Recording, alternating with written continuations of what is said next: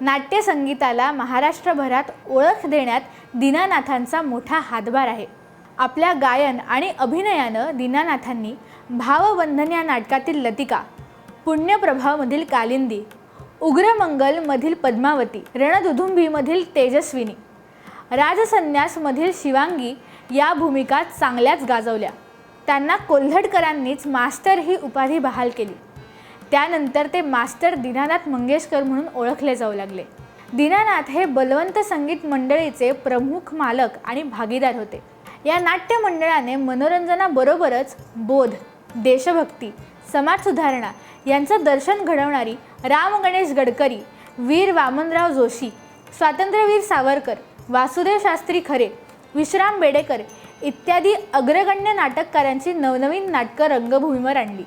गंधर्व आणि ललित कलादर्श अशा प्रस्थापित नाटक मंडळींबरोबर बलवंतनं स्वतःचं स्वतंत्र स्थान निर्माण केलं। 23 जानेवारी 1919 रोजी राम गणेश गडकरी यांच्या मृत्यूनंतर त्यांनी बलवंतसाठी लिहिलेले संगीत भावबंधन हे नाटक 18 ऑक्टोबर 1919 रोजी सादर झाले। त्यात मास्टर दीनानाथांनी लतिकेची गाजलेली भूमिका केली। तसंच त्यांची संगीत एकच प्यालामधील सिंधूची भूमिका गाजली आणि त्याचबरोबर त्यातील पदसुद्धा। संगीत उग्रमंगल या नाटकातील मास्टर दीनानाथांची राणी पद्मावती देवीची भूमिका पाहून श्रीमद जगद्गुरू श्री शंकराचार्य डॉक्टर कुर्तकोटी यांनी मास्टर दीनानाथांना संगीत रत्न ही पदवी बहाल केली।